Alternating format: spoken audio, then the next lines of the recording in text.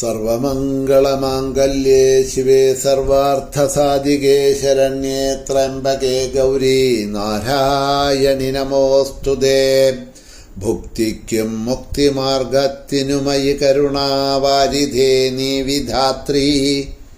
ഭക്തൻ ഞാൻ രണ്ടുമേ കീഴണമിഹ പരസൗഖ്യത്തിനായി ഭദ്രദാത്രീ. ഭദ്രേ ഭദ്രസ്വരൂപേ ചരണമിവ നിതാ കൂപ്പിടുന്നു ജനിത്രീ. ഭംഗ്യാവന്നെൻ്റെ മുമ്പേ ഭഗവതി വിലസീടെപ്പോഴും സാനുകമ്പേ. ദേവീ ശരണം അമ്മേ. സുപ്രഭാതം, ശുഭദിനം. എല്ലാ ധന്യാത്മാക്കൾക്കും പുലർകാല വന്ദനം. ശ്രീമദ് ദേവി ഭാഗവത നിത്യപാരായണ പരമ്പരയുടെ ഇന്നത്തെ ഈ യജ്ഞവേദിയിലേക്ക് എല്ലാ സജ്ജനങ്ങൾക്കും സുസ്വാഗതം. ഷഷ്ഠസ്കന്ധത്തിലെ 7-ാമത്തെ അധ്യായമാണ് അവലോകനം ചെയ്തുകൊണ്ടിരിക്കുന്നത്.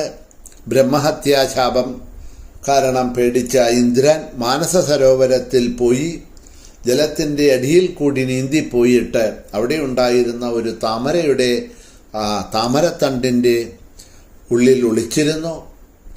ഇപ്പോൾ ദേവലോകത്ത് ഇന്ദ്രനില്ല. പല വിധത്തിലുള്ള അപശകുനങ്ങളും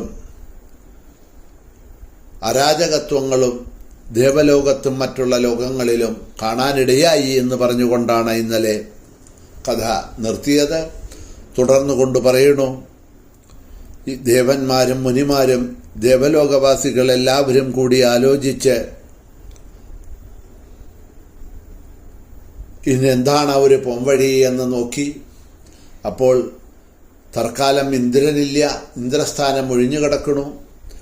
തങ്ങൾക്ക് വേണ്ട നിർദ്ദേശങ്ങൾ നൽകാനോ ദേവലോകത്തെയും മറ്റുള്ള ലോകങ്ങളെയും വേണ്ട മാതിരി പരിപാലിക്കുവാനോ ദേവേന്ദ്രൻ ആവശ്യമാണ്. ഈ ദേവന്മാർക്ക് ഒരു ഇന്ദ്രൻ വേണം. ആ ഇന്ദ്രൻ ഇപ്പോൾ ഇല്ല. അത് കാരണം കൊണ്ട് തൽക്കാലം ഇപ്പോൾ വേണ്ടത് ഒരു ഇന്ദ്രനെയാണ് എന്ന് അവർക്ക് മനസ്സിലായി. അതിന് യോഗ്യനായിട്ടുള്ള ചന്ദ്രവംശത്തിലെ നഹുഷൻ എന്ന ധർമ്മിഷ്ഠനായിരുന്നു. എങ്കിലും രാജാവ് ധർമ്മിഷ്ഠനായിട്ടുള്ള ആ നഹുഷനെയാണത്രേ അവർ തിരഞ്ഞെടുത്തത്. 100 അശ്വമേധങ്ങൾ എല്ലാം ചെയ്ത ആളാണ് ഈ നഹുഷൻ. അതുകൊണ്ട് തന്നെ അവൻ ആ ഇന്ദ്ര പദവിയിലേക്ക് വരാൻ ഉള്ള യോഗ്യത അവനുണ്ടായിരുന്നു. അതുകൊണ്ട് ധർമ്മിഷ്ഠനായിട്ടുള്ള അശ്വമേധാദി യാഗങ്ങളെ 100 ചെയ്തതായിട്ടുള്ള ഇന്ദ്രസ്ഥാനത്തിന് യോഗ്യനായിട്ടുള്ള ആ നഹുഷനെ അവരെല്ലാവരും കൂടി ഇതാ ദേവേന്ദ്രനായി വാഴിച്ചു. ഇതാ സ്ഥാനം കിട്ടിയ സമയത്ത്, സിംഹാസനം കിട്ടിയ സമയത്ത് നഹുഷനും ആ രജോഗുണത്തിൻ്റെ പ്രഭാവമുണ്ടായി എന്ന് കാണിക്കുകയാണ് ഇനി ബാക്കിയുള്ള ഭാഗങ്ങളിൽ. അങ്ങനെയാണല്ലോ നമുക്കിന്നും ഇത് ലോകത്തിൽ കാണാവുന്നതാണല്ലോ. കാര്യസാധ്യത്തിന് വേണ്ടി പലരും വന്ന് കാലുപിടിക്കും. കാര്യം സാധിച്ചു കഴിഞ്ഞാൽ ആളെ കണ്ടഭാവം നടിക്കാതെ കണ്ടുപോകും. ഇതൊന്നുമുണ്ട്, അന്നും ഉണ്ടായിരുന്നു.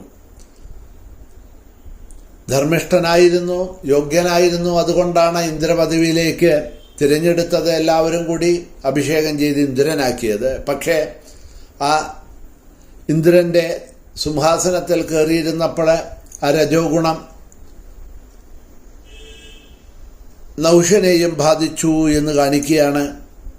അതിൻ്റെ പ്രഭാവം കൊണ്ട് വിഷയാസക്തനും കാമപീഡിതനുമായി തീർന്നു.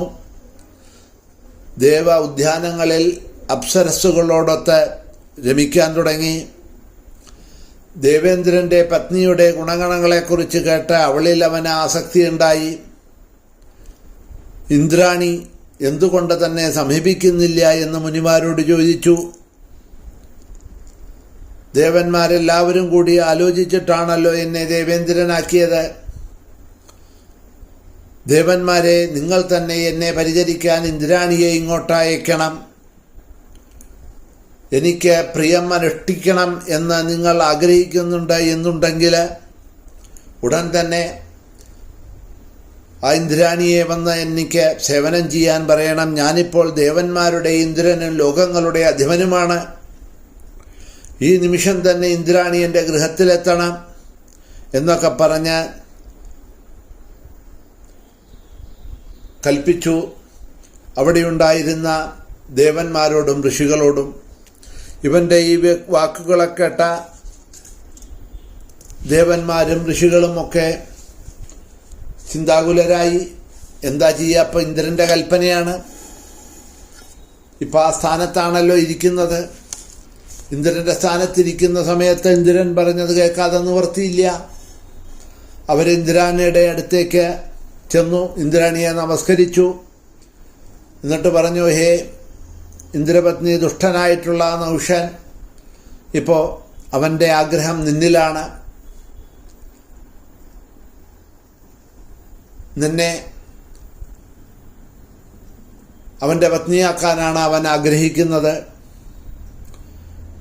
അതുകൊണ്ടാണ് അവനാണ് ഞങ്ങളെ പറഞ്ഞയച്ചിരിക്കുന്നത്. നിങ്ങൾ ചെന്ന് ശചിയെ, ഇന്ദ്രൻ്റെ ഭാര്യയുടെ പേരാണ്, ഇന്ദ്രാണിയുടെ പേരാണ് ശചി, ശചിയെ ഉടൻ ഇങ്ങോട്ട് പറഞ്ഞയക്കണമെന്ന്. ഞങ്ങൾ എന്ത് ചെയ്യാനാ? അവനെ വിധേയരാണ് ഇപ്പം ഞങ്ങൾ.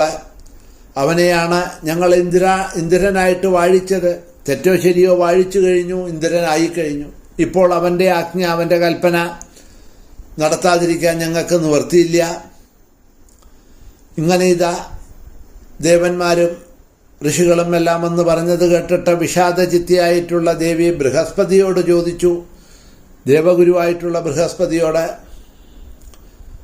ബ്രഹ്മജ്ഞ, ഞാൻ അങ്ങയെ ശരണം പ്രാപിക്കുകയാണ്. എന്നെ നഹുഷനിൽ നിന്നും രക്ഷിക്കണം. ഞാനിപ്പോൾ എന്താ ചെയ്യേണ്ടത് എന്ന് ദേവഗുരുവായിട്ടുള്ള ബൃഹസ്പതിയോട് തന്നെ ഇന്ദ്രാണി ചോദിച്ചു.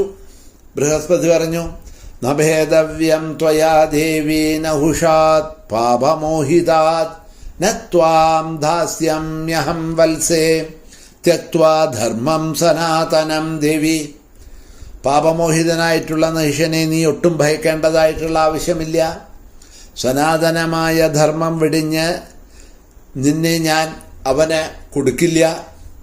ശരണാഗതമാർത്തം ചയോ ദദാതി നരാധമ സയേവ നരകം യാതി യാവതാ ഭൂതസംപ്ലവം സ്വസ്ഥ ഭവ പൃഥുശ്രൂണി നത്യക്ഷേ ത്വാം കദാചന. ആർത്തനായിട്ട് ശരണം പ്രാപിച്ചവനെ ഏത് മനുഷ്യ അധമനാണോ കൈവിടിയുന്നത്, അവൻ കൽപ്പാന്തോളത്തോളം നരകത്തിൽ കിടക്കും. അതുകൊണ്ട്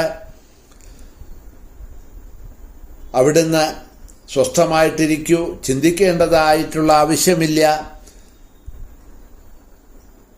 ഞാൻ നിന്നെ ഉപേക്ഷിക്കില്ല, വേണ്ടത് ചെയ്യാം എന്ന് സാന്ത്വനപ്പെടുത്തി ദേവഗുരുവായിട്ടുള്ള ബൃഹസ്പതി എന്ന് പറഞ്ഞുകൊണ്ടാണ് ഈ 7-ാമത്തെ അധ്യായം 6-ാമത്തെ സ്കന്ധം ഇവിടെ അവസാനിക്കുന്നത്. അപ്പോൾ ദേവേന്ദ്രനായി പദവി കിട്ടിയ നഹുഷൻ ആ സ്ഥാനത്ത് ഇരിക്കുമ്പോഴേക്കും അവൻ്റെ സ്വഭാവം മാറി. ഇതാണ് ഇത്തരത്തിലുള്ള സ്ഥാനങ്ങളുടെ മാനങ്ങളുടെയൊക്കെ ദോഷം.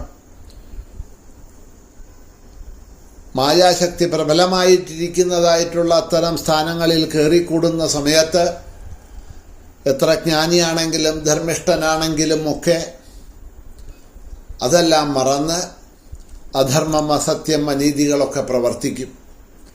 100 അശ്വമേധങ്ങൾ ചെയ്ത ധർമ്മിഷ്ഠനായിരുന്നു, യശസ്വിയായിരുന്ന രാജാവായിരുന്നു ചന്ദ്രവംശത്തിലെ നഹുഷൻ. പക്ഷെ നോക്കൂ, ആ ഒരു ഇന്ദ്രസ്ഥാനം കിട്ടി എന്ന് പറഞ്ഞപ്പോൾ ആ ഗർവം, അഹംഭാവം, അഭിമാനം, ഇതാ സ്വന്തം നഹുഷന്റെ സ്വഭാവം അതിനെ തന്നെ മാറ്റി ഇന്ദ്രാണിയിൽ പ്രേരിതനായി. അതുകൊണ്ട്